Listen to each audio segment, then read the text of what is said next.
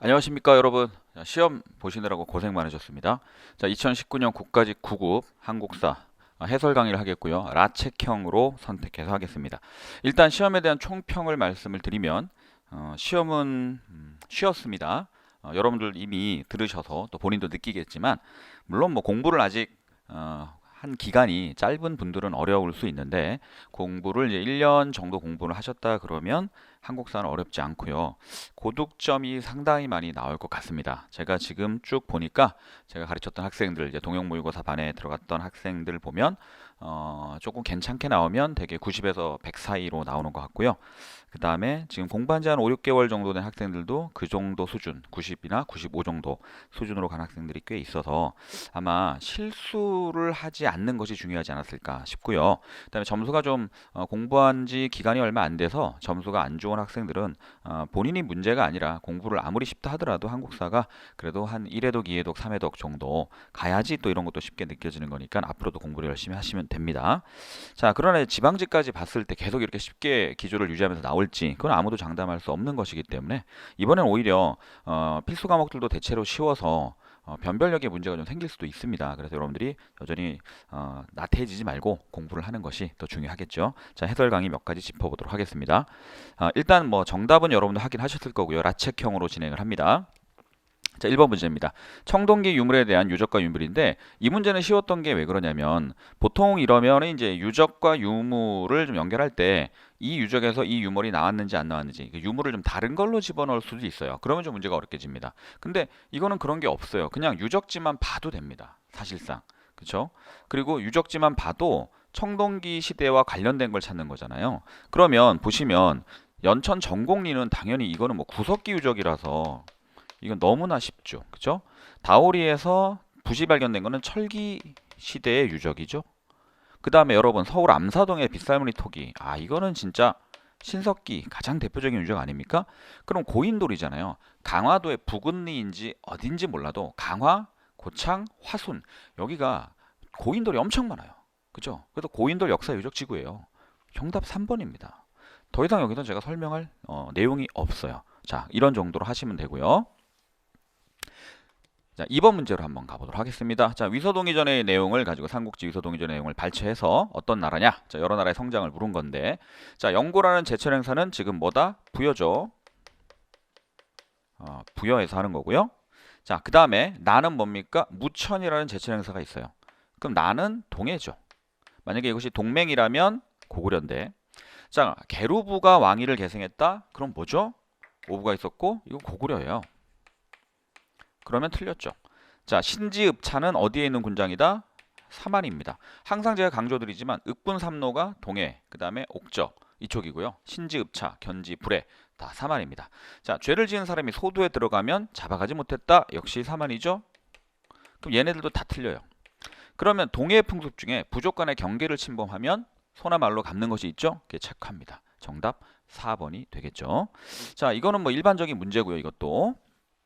제가 라이브 특강을 진행했었는데 지금 이번 시험은요. 제가 라이브 특강에서 줬던 자료만 봐도 거의 다 맞출 수 있는 그런 문제 정도였습니다. 자, 3번.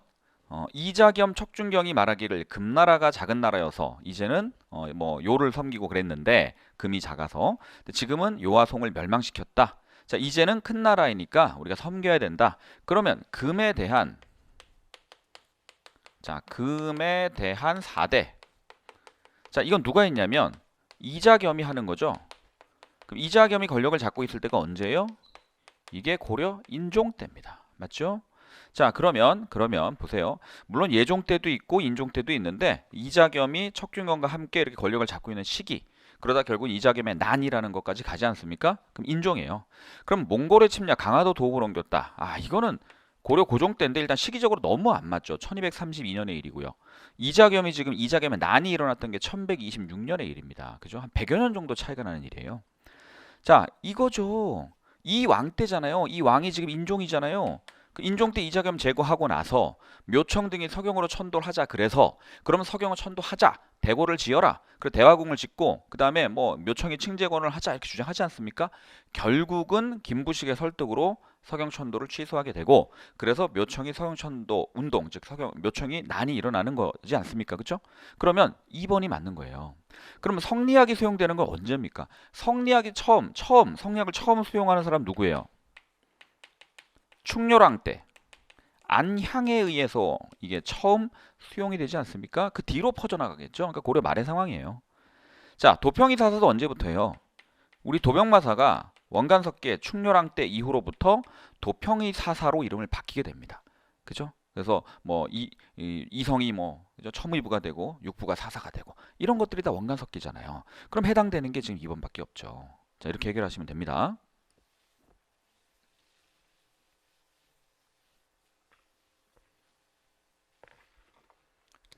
4번 문제인데요. 밑줄 친 기억 이후에 사실로 옳지 않은 것을 찾아라. 자, 상쾌한 아침의 나라라는 뜻을 지닌 조선은 일본의 총칼 아래 민족 정신이 무참하게 유린당했다. 조선민족은 독립항쟁을 줄기차게 계속하였다. 그 중에서 중요한 것은 19년의 독립만세 운동이다. 그러면 기억은 1919년에 있었던 3.1운동입니다. 이 네루라고 하는 인도의 민족운동가가 감옥에서 쓴 세계사 편력에서 발췌한 건데요. 자, 그러면 이것 이후니까 3.1운동이 1919년이거든요. 맞죠? 그 이후로 옳지 않은 것. 자, 그럼 암태도 수작쟁이는 1923년부터 해서 한 1년간 지속이 됩니다. 이후가 해당이 되죠. 정오의 선언이라는 것이 1926년 말에 발표가 됩니다. 맞습니까? 자, 그 다음에 임병찬이 독립의군부를 만들었다. 이거는 1912년에 국내 비밀결사로 만들어진 거죠. 제가 10년대 독립운동 기지건설하고 더불어 국내에서 비밀결사를 공부할 때 반드시 알아야 되는 게 독립의군부와 1915년에 만들어진 대한강복회 둘이라 그랬어요. 그죠? 그 둘은 반드시 알아야 됩니다. 자, 그러면 밀립대학 운동은 이제 기성회가 22년 이후로 만들어지기 때문에 이것도 뒤에 들어가는 게 맞죠? 그럼 해당되지 않는 것은 3번이 되는 것입니다. 그렇게 해결하시면 돼요.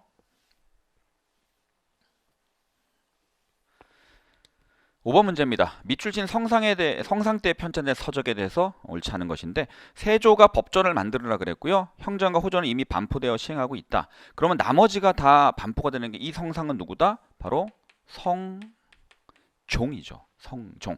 세조 때부터 만들기 시작해서 성종 때 반포된 경국대전에 관한 글입니다. 경국대전. 맞습니까? 자, 그러면 제가 여러분 항상 말씀드립니다. 제가 성종 때 편찬 사업하고 그다음에 세종 때 편찬 사업이 특히 중요하니 꼭 알아야 된다. 그 성종 때 나오면 의례서 딱 하면 국조 올해의 딱 나와야 되고요. 그 다음에 또 예를 들어서 문학이다 동문선 나와야 되고요. 역사다 동국통감 삼국사 절여 나와야 되고요. 음악은 악학개범 나와야 되고요. 법전은 경국대전 나와야 돼요. 맞죠? 지리다 동국여지 승남 나와야 되고요. 그 다음에 그 외에도 보면 뭐 팔도지리지, 역사서에서도 삼국사 절여 등등 굉장히 많이 나옵니다. 그러면 성종 때 해당되는 게 지금 국조 올해의 밖에 없어요. 맞죠? 동국병감은 제가 이것도 굉장히 중요하다 그랬는데 고조선에서부터 고려까지의 전쟁사만 정리한 거다. 그래서 언제 나왔다? 문종 때 나왔다고 제가 여러 번 말씀드렸습니다. 동몽선습은 자 이거는 아이들이 읽는 거죠. 역사도 있고 윤리 의례도 있는 건데 중종 때 나오죠. 자, 상강행실도 제가 세종이라고 말씀드렸고 더불어 이륜행실도가 나오면 중종식이다. 이렇게까지 제가 강조를 항상 드렸습니다. 정답 4번으로 쉽게 갈 수가 있죠. 여기까지는 계속 보면 문제가 특별히 걸리는 게 없습니다. 지금. 자, 토지제도인데요. 이거를 제가 가만히 교무실에도 보니까 학생들이 와갖고 막 선생님한테 따져요. 막 답이 잘못됐다고. 자, 일단은요. 이 제시문은요. 이미 기출된 거예요.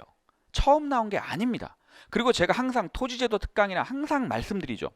시정전식과의 제시문 중에 얘가 좀 헷갈리는 게 관품에 높고 낮은 것을 논하지 않고 인품만 따진다 그러니까 인품에 꽂혀가지고 역분전으로 간다. 제가 말씀을 항상 드립니다. 이거 조심해야 된다고. 왜 이걸 안 봅니까? 현직관리와 상관에게 준다는 말을 왜 안 봅니까? 만약에 이것이 역분전이었다면 어떻게 됩니까? 그러면 공로를 가지고 줘야죠. 왜 현직을 봅니까? 관직을 왜 봅니까? 그럼 선생님 왜 이 얘기는 했냐요? 관품에 높고 낮은 걸 논하지 않고 인품만 가지고 하라는 것은 이 부분이 중요했다는 것이고 인품이라는 것 자체가 사색 공복을 말하는 거예요. 자3계열을 입은 애들이 전부 다 인품이거든요. 그리고 걔네들은 18등급으로 주고 나머지 단삼, 비삼, 녹삼 애들은 문무, 무반, 잡업에 따라서 8등급, 10등급 이렇게 다 5등급 다르단 말이죠. 제가 토지도 특강 돌려보세요. 제가 항상 이 얘기를 말씀을 드립니다. 그래서 이걸 딱 보시고 시정, 전식과라는 걸 아시면 답은 4번으로 쉽게 나와요. 제가 사색 공복 얘기는 시정에서만 나온다 그랬죠. 자, 그러면 이건 역분전이 될 것이고 그렇죠? 경기지방의 하나연은 과전법입니다. 산관이 지급 대상에서 제외됐다 그러면 이건 마지막이죠. 전시과에서 경정전시과죠. 정답 4번입니다. 이 문제가 어려운 건 절대 아닌데 많이 틀렸더라고요. 성격이 급해서. 진짜. 요거 조심하셔야 됩니다. 7번 문제입니다. 자, 연표 줬는데요. 을미사변 발발하고 뭐 연도 몰라도 되는데 한번 써볼게요. 자, 을사늑약 1905년이죠. 13도 창의군 서울진공개학전 8년입니다. 정밀병 때네요. 자, 한국중앙총상회 1898년. 제가 이거 외우라고 여러 번 얘기합니다. 특히 보부상단체인 한국협회와 헷갈리면 안 된다. 독립협회 우호적인 한국중앙총상회 1898년. 오케이. 정답 1번이네요. 자, 백오인 사건으로 신민회가 해체된 거 11년이잖아요. 자, 관찰사 조병식, 한경도 관찰 조병식. 제가 방공령 나오면 어차피 뭐라 그랬냐면 1899년에서 1890년 사이라고. 자, 1889년이죠. 죄송합니다. 1889년에서 1890년 사이라고 제가 여러 번 말씀드립니다. 그래서 황해도 관찰사 조병철, 함경도 관찰사 조병식, 또 황해도 관찰사 오준영, 이 세 명이 방공령 시기가 있대요. 이게 한 달 전에 통보하지 않았다고 해서 오히려 방공령을 철회하고 배상금을 지불했던 거죠. 그래서 정확히 얘기하면 이건 1889년에 함경도 관찰사 조병식이 반포한 건데, 제가 조병철인지 조병식인지 오준영인지 그게 중요하지 않고 그냥 이 정도로만 보면 된다고 말씀을 여러 차례 드렸습니다. 황무지 개항권 요구에 반대하기 위해서 보안회가 만들어진 것은 1904년. 더불어서 뭐까지? 그쵸? 농광회사까지 알고 있어야 된다. 이렇게 말씀드렸죠. 정답 1번입니다.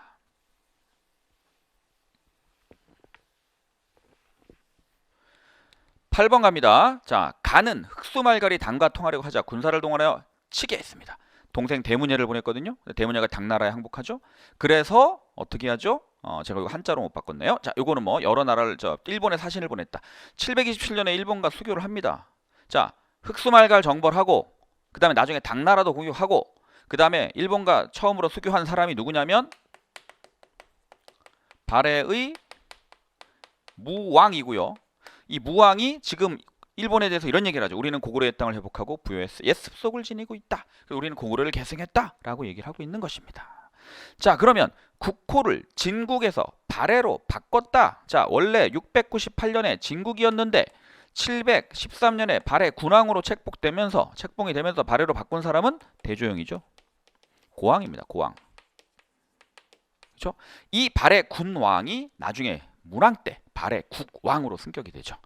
자, 신라는 급찬 숭정을 발해 사신으로 보냈다. 자, 요거는 좀 우리가 뭐를 봐야 되냐면 신라와 발해의 교류 상황 아니겠어요? 그럼 최소한 문왕 이후가 되겠죠. 그래서 사신을 보낸 것을 보시면 신라 원성왕이 일길찬 백어라는 사람을 발해에 보낸 적이 있어요. 그죠? 그 다음에 신라 지금 여기 나오는 급찬 숭정은 헌도강이 보낸 겁니다. 급찬 숭정을 보냈죠. 요게 지금 812년 정도 됩니다. 9세기 초반이에요. 9세기 초반. 그 다음에 요거는 8세기 후반. 요렇게 보낸 게 790년의 일인데 이거 뭐 연도 몰라도 되고요. 문왕 이후니까 신라의 왕들이 하대 왕들이겠죠. 그렇죠. 그러니까 무왕 때는 교류가 없었거든요. 안 돼요. 안 돼. 대응이라는 독자적인 연호를 사용했다. 인한. 이 사람은 인한. 그렇죠. 대응은 누가 썼어요? 이 사람이 썼죠. 문왕이 썼죠. 장문유가 당의 등주를 공격한 게 답이네요. 동생 대문예가 도망가고 대문예를 송환하라고 하니까 당이 안 보내주잖아요. 그래서 장문유를 보내죠. 그래서 당나라가 막 급해가지고 신라 성덕왕한테 막 발해 국경을 남쪽 국경을 공격해 달라 이렇게 되는 거죠. 정답 4번입니다. 이렇게 그러니까 문왕 이후에 신라와 교류가 이루어진다라는 것만 알아도 그죠? 풀 수 있고요. 이번에는 오답들이 약간 아리까리하더라도 사실은 정답이 워낙 명확해서 그래서 쉬운 거예요. 정답을 골라내기가 워낙 명확하면 다른 선지들이 조금 까다롭더라도 점수는 다 높게 나옵니다. 9번. 제가 여러분 30년대 전반기 전투나 그 다음에 20년대 독립군 전투나 중국 관내 독립군 전투할 때 제가 수업 시간에 여러분 진짜 돌려보세요. 제가 전투 지역을 정말 많이 얘기합니다. 제가 뭐라 그랬냐면 북만주 지역에서 이 한국 독립군이 중국의 호로군과 연합해서 제가 무슨 전투를 했다 그랬냐면 쌍성보, 사도하자, 동경성, 경박호, 대전자령 전투 등등을 한다고 제가 말씀을 드렸고요. 수업 시간에 가장 많이 제가 강조를 합니다. 그 다음에 남만주에서 양세봉 장군의 조도혁명군은 중국의 의용군과 연합해서 제가 뭐라 그랬냐면 흥경성, 그죠? 흥경성, 그 다음에 영릉가, 그 다음에 뭐 신계령, 뭐 통화현 이런 전투들을 했다고. 여기 지청천이고 여기에 양세봉이고, 이거를 제가 얼마나 강조를 많이 했는지. 그리고 여러분 제가 그랬잖아요. 독립군 전투 잘 모르겠으면 제 강의 중에 5강으로 정리된 거 있으니까 그거 찾아서 들으시면 완벽하게 정리가 된다고 제가 여러 차례 말씀드립니다. 요즘에 시험 이런 난이도가 엄청나게 심화된 내용이 나오는 건 아니잖아요. 그런데 가끔 이런 전투들이 전투 지역을 줄 때 이렇게 이런 걸 줄 때 바로 알아야 돼요. 그러면 이게 한국 독립군 지청천인 걸 알아야 돼요. 아셨죠? 그리고 조선 의용군 하북지대다, 의용대 하북지대다. 조선 의용대 하북지대는 뭐 호가장 전투. 그다음에 예를 들어서 우리 청산리 전투에도 뭐 백운평, 천수편, 어랑촌 이런 거 나오잖아요. 다 예전에 나온 거거든요. 아셨죠? 그러면 조선민족 전선연맹이 중국 국민당의 지원을 받아 창설한 것은 1938년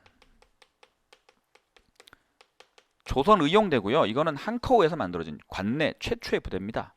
한국 독립당의 산하 부대가 만든 거죠. 한국 독립군이니까. 이게 삼부통합운동 이후에 한국 독립당, 원래 혁신의회 계열인데 한국 독립당과 한국 독립군이 된 거고, 국민부 계열이 조선혁명당과 조선혁명군이 된 거죠. 미스야 협정은 1925년이고요. 얘네들은 지금 1930년대 초반에 한중연합작전으로 벌어지는 거라 시기가 안 맞습니다. 양세봉이 총사령관이었던 것은 제가 뭐라고 말씀드렸죠? 조선혁명군입니다. 맞죠? 정답 2번입니다.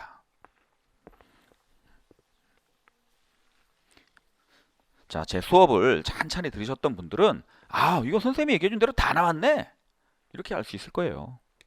10번. 자, 임난 이후의 경제, 조선 후기네요. 그럼 서울에, 자 봅시다. 서울 나왔고, 담배 나왔고, 고구마 나왔고, 고랑에 걸음을 뭐 펴고, 그러니까 일항이 아니라 고랑에 파종하는 방법이 나왔죠. 그렇죠? 그래서 견종법에 대한 얘기가 나왔는데, 그러면 조선 후기의 서울이 신해통공이 발표가 되죠. 정조 때. 근데 금난정권이 폐지가 맞죠. 근데 유기전의 금난정권이 아니라 유기전은 제외하고 다른 시전 상인들의 금난정권이 폐지된 것이죠. 그래서 이건 틀렸어요. 답 1번입니다. 그러면 인삼이라든지 담배라든지 이런 게 대표적으로 조선 후기의 상품 작물들이 맞죠. 고추, 오이 뭐 이런 것들이. 그 다음에 여러분 이 젖자가 나오면 이렇게 생각하시면 돼요. 이 젖자가 뭐냐면 이렇게 쓰는 건데, 이 젖자가 감자나 또는 고구마를 말하는 젖자예요. 이게 나오면 전부 다 고구마 재배에 관련된 것이다 생각하시면 됩니다. 그래서 요것도 있고요. 감저보는 이제 작자가 이제 정확하진 않은데 요거는 18세기 후반에 나온 것이고, 감저신보 같은 경우는 이제 저자가 좀 나와요. 이건 19세기 초반에 나온 것이고, 그다음 요거 다음에 나오는 게 또 뭐가 있냐면 이 종저보라고 해서 서유구가 쓴 것도 있어요. 이것도 이제 감저신보 다음에 나오는 것인데, 요런 게 전부 다 고구마 재배법과 관련된 겁니다. 그래서 맞는 거예요. 그 다음에 밭농사에서 이 농정법이 일항에 파종하다가 견정법으로 고랑에 파종하면서 수확량이 많이 늘죠. 그래서 이것도 맞는 것도 되게 중요한 겁니다. 아셨죠? 정답은 1번입니다. 유기전을 제외하고 금난정권을 폐지한 것이 신해통공입니다. 자, 역사책이 나왔는데요. 일단은 이거는 말이 안 되는 게 동명왕편은 주몽에 관한 영웅 서사시입니다. 주몽에 관한 영웅 서사시에 왜 고조선의 건국과정이 있을까요? 그쵸? 이거는 맞지 않죠?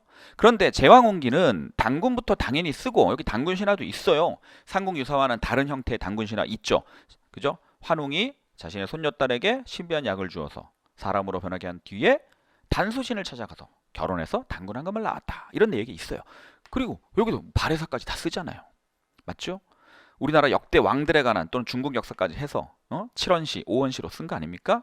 자, 제가 이거 이제 하프모의고사 같은 거 하고 또는 이제 특강 할 때 제가 제일 어려운 게 뭐냐면 조선 후기의 이 역사서 중에 이 숙종 때 나왔던 역사서가 나오면 참 어려워요. 참 어려운데 다행히 이건 답이 명확하기 때문에. 그런데 동국 역대 총목이란 책이 있어요. 요거는 연대가 1705년으로 나오는데요. 18세기 초입니다. 요거는 고조선부터 자신이 살았던 조선시대까지를 쓴 겁니다. 이게 맞고요. 그런데 또 하나가 어려운 게 뭐냐면 숙종 때 역사책이 나올 때 동사회강이 나오면 좀 어려워요. 동사회강은 정확한 연대는 알 수가 없지만 요거보다는 좀 뒤쪽에 있는 걸로 나옵니다. 이건 임상덕이라는 사람이 쓴 거예요. 임상덕. 자, 요거는 어떻게 돼 있냐면 삼국기, 신라기, 고려기라 그래서 삼국 이전을 일단 편년해서 제외를 합니다. 대여를 하지만 이제 약술된 형태로 들어가 있긴 한데 그래서 보통 이제 삼국시대부터 역사를 정리했다고 하는 것이고요. 이 두 가지가 숙종 때 역사서 중에 제일 어렵습니다. 제일 까다로운 애들이에요. 그런데 지금 이건 어쨌든 이걸 묻는 건 아니니까. 맞죠? 자, 그래서 답은 3번이고 자, 김희독립선언서 우리 3.1운동 때 나왔던 독립선언서가 김희독립선언서인데 김희독립선언서 쫙 5등은 자해야 조선은 독립국인가 조선은 자주국임을 선언하사 차로서 뭐 쭉 나오고 그다음에 한용운이 쓴 공약 3장이 나오고 마지막에 단기 몇 년이라고 4252년이라고 쓰고 그 민족대표 33인의 이름이 쫙 써 있어요. 그래서 선언서가 끝나는 거거든요. 이것도 이런 사실이 있습니다. 그러니까 정답은 3번이 되겠습니다.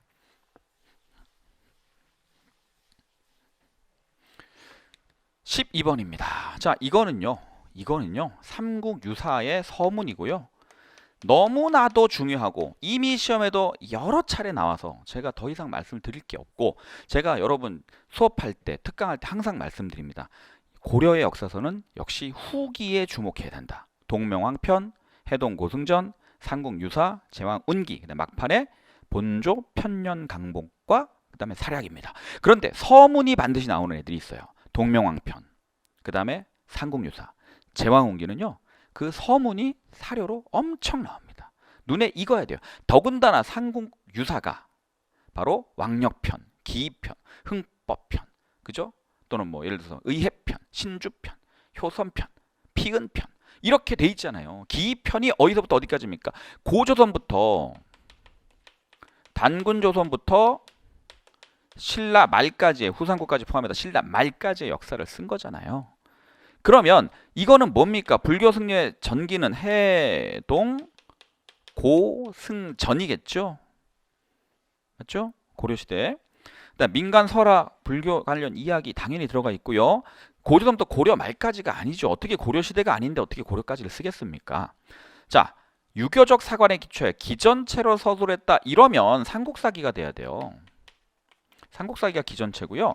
삼국유사는 그럼 무슨 체입니까? 보통 기사 본말체로 분류를 하는데 사실상 삼국유사가 기사 본말체라고 명확하게 보기에는 좀 어려운 점이 있습니다. 기사 본말체가 가장 뚜렷한 것은 조선 후기 이긍익의 연려실기술 정도 가야 되는데 그래도 크게 굳이 분류를 하자면 기사 본말체로 분류를 하기도 합니다. 자, 그래서 일단 기전체 유교적 사관이면 삼국유사, 삼국사기입니다. 유사가 아니라 정답 2번입니다. 13번.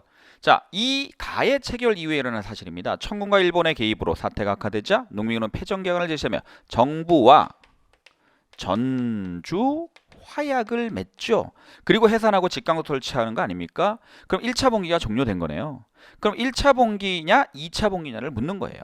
자, 그런데 일본한테 집에 가라 그랬더니 경복궁을 습격합니다. 그래서 남북점 연합군이 논산, 그죠? 삼내, 논산 거쳐서 우금치에서 패배하잖아요. 이게 2차 봉기가 되는 거예요. 그렇죠? 그러면 이건 무조건 맞아요.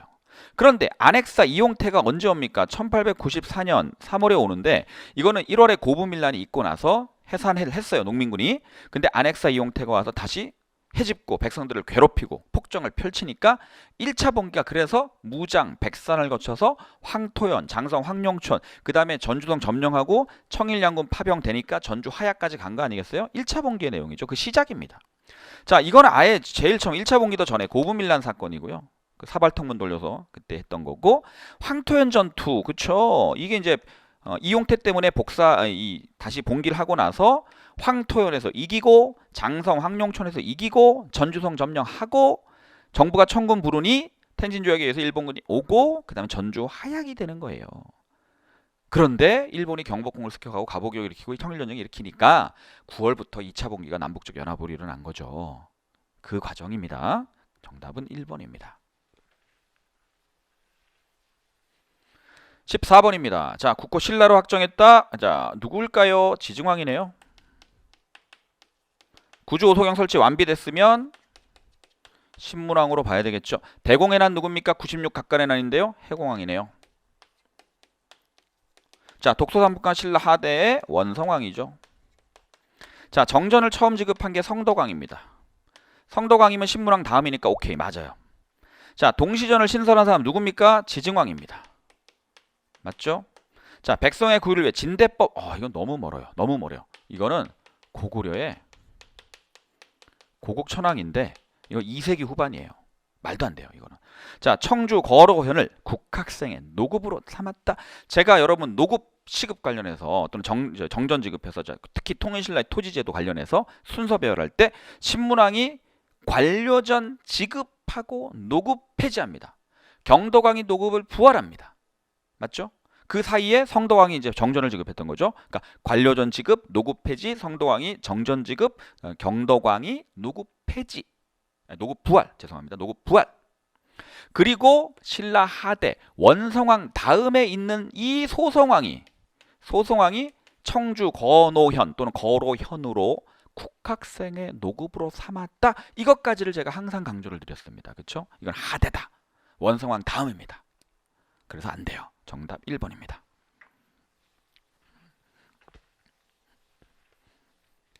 15번입니다. 우리나라 문화유산에 대한 설명을 옳지 않은 것은 개성에 있는 경천사지 입층사 원의 석탑을 본떠서 만든 것이다. 오케이. 영주 부석사 무량선 주심포 당연히 맞죠. 부석사 무량수전, 수석사 대웅전, 그 다음에 봉정사 극락전, 강릉 객사문 대표적으로 주심포입니다. 자, 그 다음에 정림사지 5층 석탑 백제 무왕의 왕후가 넣은 사리기가 있었다. 안 돼요. 제가 이거 수업 시간에 분명히 말씀드렸습니다. 2009년에 미륵사지 석탑 보수공사하려고 거기를 이제 해체를 했는데 사리봉황기가 나오죠. 사리장원구랑 사리봉황기가 나옵니다. 그래서 선화공주와 서동이 만나서 그죠 결혼하고 그 다음에 서동이 무왕이 됐다 이런 스토리가 있는데 그 사리봉황기에서 뭐라고 나왔냐면 무왕의 부인이 백제 귀족 사택 적덕의 딸이고 그 왕비가 이 절을 창건했다 이렇게 나오는 거죠. 그게 나왔어요. 그래서 서동요 이야기가 좀 애매하게 된 거거든요. 그 얘기까지 제가 수업 시간에 여러 차례 말씀드렸습니다. 이거는 미륵사지죠. 정림사지 그런 거 없어요. 맞죠? 그 다음에 제가 여러분 17세기에 조선 후기 건축, 사찰 건축 중에 금산사 미륵전, 법주사 팔상전, 그 다음에 연대는 1701년이지만 화엄사 각항전이 다층으로 보이지만 안으로는 뻥 뚫려 있는 통충 구조의 건물이라고 제가 정말 이건 알아야 된다고 여러 차례 말씀드렸습니다. 맞는 거죠? 이거 인조 때 만들어진 건물이거든요. 정답 3번입니다. 16번. 자, 주세붕이 비로소 무엇을 창건할 때 백운동 서원이죠. 풍기군수 주세붕이 백운동 서원을 그냥 이거 뭐 서원이라고 하면 알고 있으면 되는데 백운동 서원을 만듭니다. 중종 때. 그렇죠? 자, 그런데 누가 이거를 사액시켜요? 사액하자 그래요? 이황이 사액을 건의해서 명종이 소수서원으로 사액이 됩니다. 나중에 소수서원으로 사액이 되는데 어쨌든 중요한 건 서원이라는 학교죠. 그러면 자, 이런 사람들을 모시는 서원이니까 학문연구와 선현의 제사를 합니다. 사설이죠. 사립입니다. 맞아요? 자, 그 다음에 선비와 평민의 자제에게 천자문 가르쳤다. 뭐 문과 초시를 면제해줬다. 그 다음에 9년에는 유일한 정말 진짜 말도 안 되는 오답들 나오는데요. 일단 명확하게 1번 맞습니다. 그 다음에 성적 우수자는 문과의 초시를 면제해 준 거는요. 우리 사부학당에 보면 승보시라는 걸 봐요. 승보시. 그렇죠? 승보시에 합격을 하잖아요. 그러면 이 소과의 초시를 면제해주고 얘네가 성균관의 기재생으로 들어갈 수가 있지요. 물론 이런 경우는 또 어떤 경우도 있냐면 소과의 초시를 이제 면제해주는 경우는 또 어떤 경우도 있냐. 물론 뭐 지방 향교에서도 성적 우수한 애들은 이렇게 할 수도 있습니다. 그래서 일단은 서원에 문과 초시를 면제해 준다. 자, 요거는 이제 이렇게 연결하셔야 돼요. 소과 초시 면제라 그랬어요. 그렇죠? 그러면 소과 복시는 봐야 되죠? 그럼 여기서 문과라는 건 뭐냐면 대과를 말하는 거예요. 2차 소과가 아니라 대과를 말하는 거예요. 대과 초시를 면제해 주려면요. 이런 애들 안 돼요. 그럼 뭐냐면 성균관에 다니는 학생들 중에 성적이 우수하고 출석 점수를 그 원점을 제대로 300점 이상 받은 사람들, 그런 사람들 중에 일부가 혜택을 받는 것이지 서원에 다닌다고 해서 문과 초시를 성적 우수하다고 해서 초시를 면제해 주지 않습니다. 아셨죠? 그래서 그거는 문과 초시를 면제해 준다. 성적 우수. 이거는 성균관 학생들 중에서 성적 우수자가 일단 혜택을 받는 것이다. 이렇게 보시는 게 좋아요. 그 다음에 천자문 가르치는 거 이거는 서당이죠. 서당이고요. 자, 유일한 관학이면 뭐다? 향교가 되겠죠. 이거는 향교가 됩니다. 됐죠?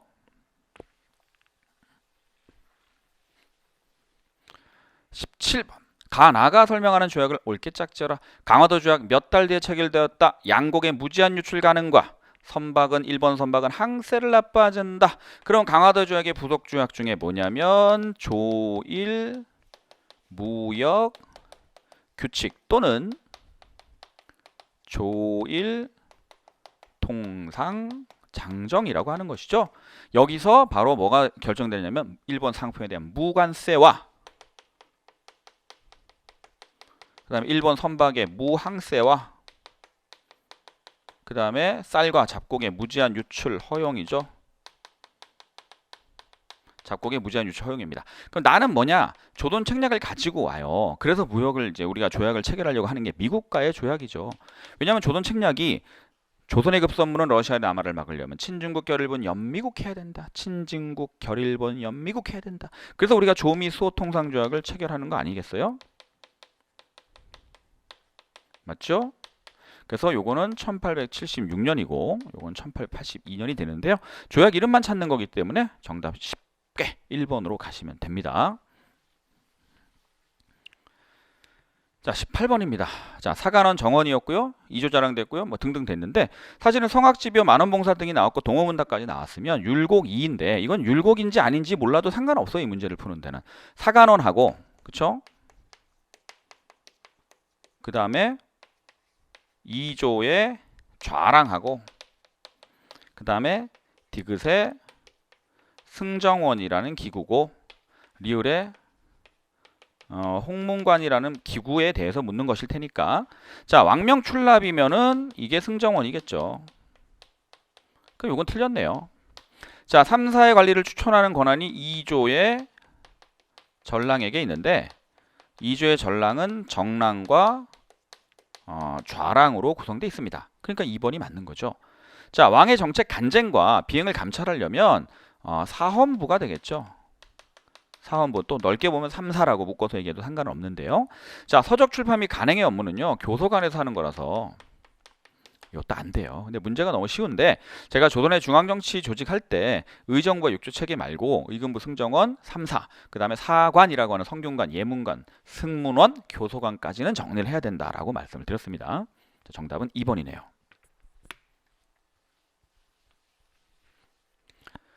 자, 이 글의 저자는 누구냐면 워낙 많이 나왔던 건데, 자, 우리 유교가 끝내 불교, 서양의 기독교와 같이 크게 발전하지 못하는 이유는 세 가지의 문제가 있다. 우리는 이제 바꿔야 된다.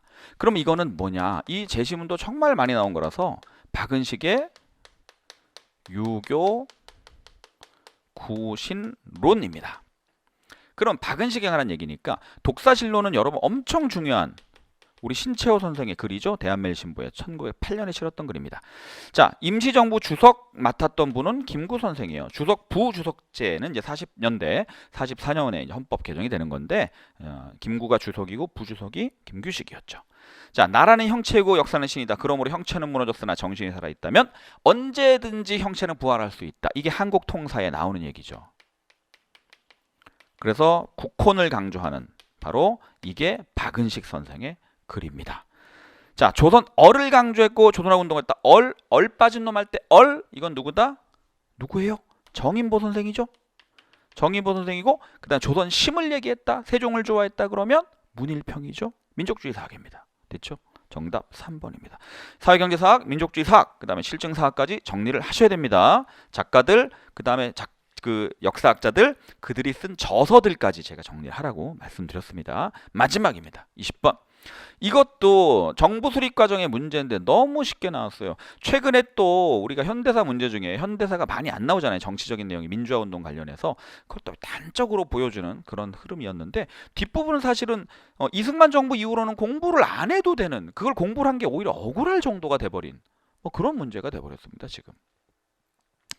자, 우리가 8.15 강복을 하고 나서 바로 건국동맹이 자 45년 8월 15일 날 조선건국준비위원회로 바뀌죠. 이때 여운형 선생이 조선 총독과 통치권 이하 협상을 하고 건국준비위원회로 바뀝니다. 자, 그리고 나서 모스크바에서 우리나라 문제를 어떻게 할 것인가를 놓고 12월에 바로 삼국 외상회의가 열리죠. 옛날 카이로와 그 다음에 포츠담에서 한국의 독립을 확인했으나 구체적인 절차와 방법에 대해서 얘기를 하지 않았거든요. 이 얘기를 하는 거예요. 그래서 여기서 세 가지가 결정되죠. 신탁통치도 결정되고 그 다음에 미소공동위원회와 미소양군 대표부 사령부 회의, 그 다음에 조선의 민주적 임시정부를 수립하겠다. 이런 얘기가 합의가 됩니다. 자, 그런데 신탁통치 때문에 좀 어려워져요. 우리 상황이. 그러면서 1차 미소공동위원회가 1946년 3월부터 열렸는데 결렬됩니다. 그러면서 46년 6월에 이승만이 정읍발언을 하는 거예요. 정읍발언 뭐예요? 그렇다면 남한 단독정부 수립하자. 그래서 큰일 났다. 1946년 7월에 좌우 합작 위원회가 조직이 되고 10월에 좌우 합작 7원칙이 발표가 됐는데, 그렇죠? 그럼 지금까지 보면 나가 제일 먼저고 다가 그 다음이고, 맞죠? 그 다음에 지금 요거 보니까 가가 여기 딱 들어오면 될 것 같아요. 그런데 자합작 7원칙 실패, 이거 나오고 자합작 운동 실패하고 미국이 2차 미소 공동회의까지 했는데 안 되고, 그래서 47년 9월에 유엔으로 한반도 문제를 넘깁니다. 그래서 47년 11월에 그럼 남북한 총선거해서 정부 통일정부 수립해라. 근데 유엔 한국임시위원단의 입국을 소련이 막아버려요. 그래서 1948년 2월에 유엔 소총회가 뭐합니까? 그러면 남한 지역만 선거를 하겠다. 그러니까 김구와 김규식이 남북 협상을 하러 가는 거죠. 그래서 남북 협상을 제의했습니다. 이게 1948년 요거는 이제 2월에 남북 소총회가 열렸고, 그 다음에 이제 3월 이후로부터 제의를 하고 실제로 1948년 4월에 남북 협상이 평양에서 열리게 되는 거죠.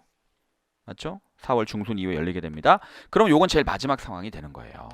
그러면 라가 되겠죠? 그럼 정답은 요렇게 2번이 되겠습니다. 제가 해설지와 총평을 다시 자세히 올려놓을 테니까 여러분들께서 그걸 한번 참조해 보시고요. 이번 문제는 굉장히 기본적인 거라서 우리가 그렇게 어려움이 없는데 지방직을 대비하시면서는 조금 더 꼼꼼하게 몇 가지 여기서 조금 더 들어가는 수준으로 공부를 하시면 될 것 같아요. 일단은 기본적인 걸 나왔을 때 틀리지 않고 맞추는 게 중요합니다. 아셨죠? 자, 쉬웠더라도 고득점 만드신 분들은 축하를 드리고요. 점수가 좀 안 나오신 분들은 다시 약점을 잘 보완하시면 될 것 같습니다. 여러분들 고생하셨습니다.